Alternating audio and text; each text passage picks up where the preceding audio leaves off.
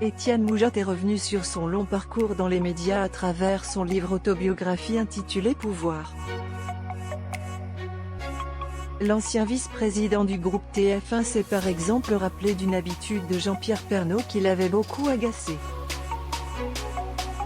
Cela fait déjà quelques semaines que le livre d'Étienne Moujotte est paru aux éditions Calman Lévy. Un ouvrage dans lequel il évoque de nombreux sujets, dont les personnalités des présentateurs de télévision avec qui il a travaillé. Et parmi ceux sur lesquels il a écrit, il y a Jean-Pierre Pernaut. L'ancien directeur de la chaîne TF1 y a d'ailleurs mentionné que le grand homme se justifie tout le temps à chaque remarque. Le journaliste Jean-Pierre Pernaut est photographié pour Paris Match le 26 mars 2019. Photo, Getty Images. La mauvaise habitude de JPP. Étienne Moujotte a beaucoup de choses à raconter. De bons comme de mauvais souvenirs de ses longues années passées dans les médias tels que TF1, Europe 1 ou encore Le Figaro. C'est dans les pages de son livre intitulé Pouvoir qu'il a décidé de les partager. Il y révèle, par exemple, un comportement de Jean-Pierre Pernaut qui l'a beaucoup agacé.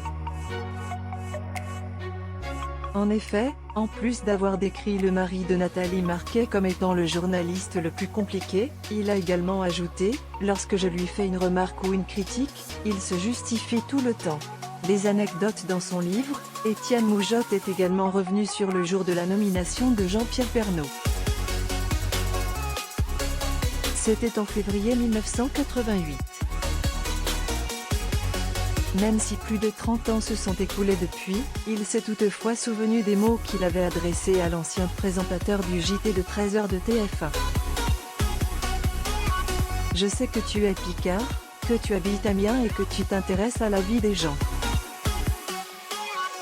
Si tu réussis, tu seras peut-être encore là dans 25 ans, a-t-il écrit dans les pages de son autobiographie.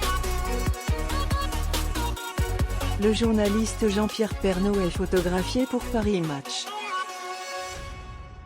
Photo, Getty Images. Ses confidences sur Jennifer. Outre Jean-Pierre Pernaut, Étienne Moujotte a également fait des confidences sur Jennifer dans son livre Pouvoir. L'ancien vice-président du groupe TF1 a même évoqué les prestations de la chanteuse lors de sa participation à la Star Academy. Découvrez ce qu'il a écrit sur elle.